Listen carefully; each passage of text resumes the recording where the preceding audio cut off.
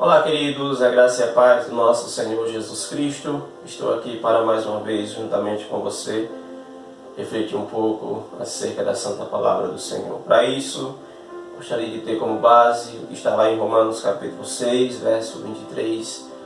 A Palavra do Senhor nos diz da seguinte forma: porque o salário do pecado é a morte, mas o dom gratuito de Deus é a vida eterna em Cristo Jesus, nosso Senhor. Você já parou para pensar como seríamos se a morte não tivesse existido? Como seria se Adão tivesse resolvido obedecer a todas as ordenanças de Deus estabelecidas a partir de Gênesis capítulo 2? À luz da santa palavra do Senhor, percebemos então que a morte teve origem no pecado do homem, que ela é consequência da desobediência do homem a Deus. A palavra morte no texto lido é a tradução da palavra grega Thanatos. Thanatos, que segundo a mitologia grega era a personificação da morte, irmão gêmeo inclusive de Hipnós, que por sua vez era a personificação do sono. Thanatos servia ao rei Hades, que era o rei que comandava o mundo dos mortos, o mundo inferior, ou então o mundo subterrâneo, conforme alguns preferem chamar. E Hades, quando resolvia interromper a vida de alguém para povoar exatamente o mundo dos mortos, ele enviava para cumprir essa missão Thanatos. Thanatos, portanto, era o fantasma, o terror, e era aquele que interrompia a vida das pessoas. Albert Camus, no ano de 1941, exemplificou e ilustrou melhor essa ideia do papel de Thanatos na história. Ele contou, a partir da sua obra, O Ensaio em Busca do Sentido para a Vida, como era que Thanatos exercia e cumpria o seu papel e a sua missão, interrompendo a vida das pessoas. E a vítima dessa vez, segundo a história, a ilustração de Albert Camus, foi Sísifo, o rei de Corinto. Sendo que Sísifo, por ser muito astuto, quando Thanatos visitou ele na intenção de levá-lo ao mundo dos mortos, ou seja, na intenção de interromper sua vida, Sísifo conseguiu enganar, conseguiu acorrentar Thanatos. O que resultou da seguinte situação: durante as próximas semanas, evidentemente que o rei Hades não recebia ninguém para povoar o mundo dos mortos, exatamente porque a morte foi interrompida, as pessoas não morriam mais. Ele então, insatisfeito, foi pedir satisfação ao maioral dos deuses, que era Zeus. E Zeus então resolve libertar Thanatos. Assim se faz. Thanatos então agora investe uma segunda vez numa caçada a Sísifo. Ele logra êxito, ele obtém sucesso e leva o rei de Corinto para o mundo dos mortos. E ali ele permanece para sempre. Foi a partir disso então que o homem conseguiu compreender, conseguiu entender que de fato a morte é o terror da vida, é o fantasma que causa tensão àqueles que estão vivos. Ninguém consegue escapar de sua caçada, ninguém consegue escapar de sua visitação. Quando Thanatos resolve visitar alguém, de fato o destino dele está selado. Ele pertencerá aos mortos, ele deixará de existir como vivo, ele terá a sua vida interrompida. A morte, ela é tão opressora, ela é tão tensa, que o homem, ao longo da história, desenvolveu alguns mecanismos para lidar com ela, para fugir dela, ou então para suavizar o impacto que ela causa. Um exemplo muito claro disso está naquela ocasião em que nós vamos transmitir a notícia de que alguém faleceu. Normalmente, quando nós vamos transmitir essa notícia, dificilmente nós utilizamos aquela frase: fulano de tal morreu. Porque a palavra morte, ou o verbo morreu, ele traz um impacto muito grande. Daí nós utilizamos, mesmo inconscientes, uma figura de linguagem chamada eufemismo. E aí nós escolhemos as seguintes sentenças para transmitir a notícia de que alguém morreu. Nós falamos o seguinte: fulano de tal partiu, fulano de tal descansou, fulano de tal faleceu, fulano de tal foi morar no céu. Papai do céu o chamou, o recolheu, o levou. Essa é uma metodologia, ou esse é um mecanismo que nós homens encontramos para lidar com a morte, para lidar com o impacto que ela causa. Uma outra evidência desse desejo nosso de encontrar mecanismos para lidar com a morte foi exatamente a criação da fonte da juventude. A criação da fonte da juventude é atribuída aos gregos, mas posteriormente aperfeiçoada pelos romanos, especialmente a partir do século XVI.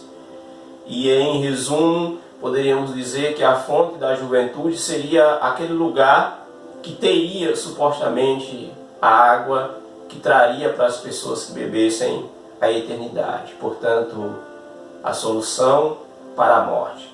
A morte, ou tanto, seria simplesmente um problema superado, vencido de acordo com a teoria da fonte da juventude.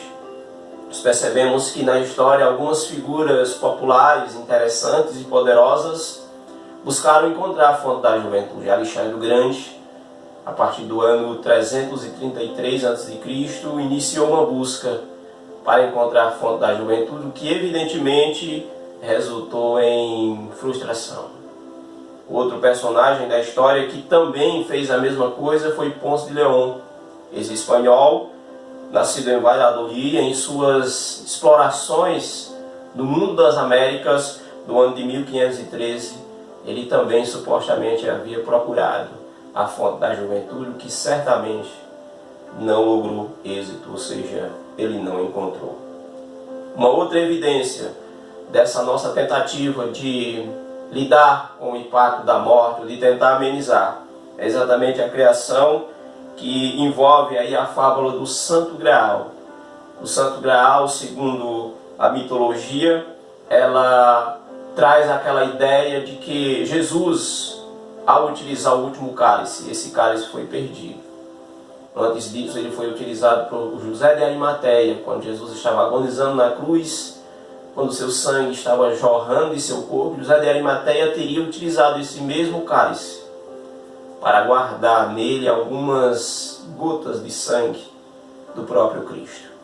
Daí então convencionou-se com o tempo a ideia de que o Santo Graal teria um certo poder e quem encontrasse ele se tornaria poderoso. Com o tempo convencionou-se também a ideia, principalmente a partir da Idade Média, de que quem encontrasse o Santo Graal estaria encontrando também a eternidade.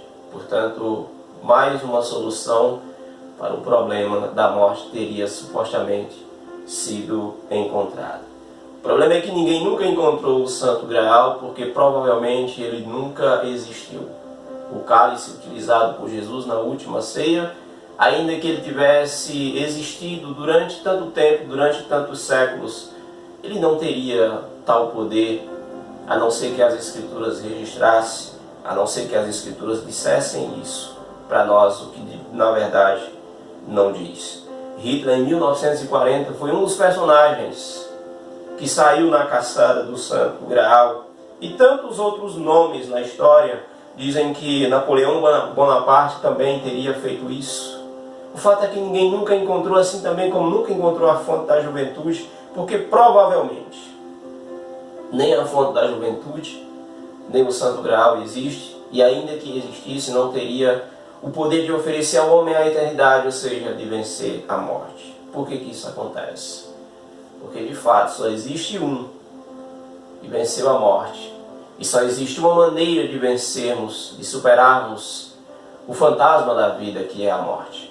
Só existe uma maneira de lidarmos com Thanatos e vencermos. É exatamente entregando nossa vida ao nosso Senhor Jesus Cristo, o único que venceu a morte. O apóstolo Paulo, em 1 Coríntios, capítulo 15, verso 55, ele diz o seguinte, desafiando a morte: onde está a tua vitória, ó morte? Onde está o teu aguilhão? Os comentaristas, ao olhar para essas palavras de Paulo, imaginam a seguinte cena: alguém no meio de uma arena, desafiando todos aqueles que estão na arquibancada, desafiando todos os seus adversários. E o pior deles, nesse caso, nessa ilustração, é a morte. Paulo, portanto, se encontra ali dizendo o seguinte: onde é que está o seu poder, ó morte? Onde é que está a sua potência? Onde é que está aquilo que causa tanto medo? Onde é que está o fantasma, o terror da vida? Existe algo, segundo as palavras do apóstolo Paulo nesse texto, que é mais poderoso, que é mais potente, que é infinitamente maior do que a morte, do que o seu aguilhão, que é exatamente a ressurreição. A ressurreição que foi vivida, a ressurreição que foi desfrutada pelo nosso Senhor Jesus Cristo. Ele foi morto, foi depositado em um túmulo, mas não ficou ali para sempre. Ao terceiro dia ele ressurgiu, vencendo a morte, provando para todos nós de que ele é mais poderoso do que a morte. Portanto, se você quer encontrar, quer solucionar o problema da morte, se apega àquele que ressuscitou, aquele que venceu a morte, aquele que é infinitamente mais poderoso, a saber, o nosso Senhor Jesus Cristo. Você não precisa mais chorar, você não precisa mais se preocupar. De repente você está preocupado, o que vai acontecer se de repente você morrer? Se você morrer em Cristo, é certo que você ressuscitará, porque a santa palavra do Senhor nos diz que, a exemplo de Cristo, um dia também nós ressuscitaremos. Que Deus lhe abençoe e aplique essa palavra no seu coração, em nome de Jesus.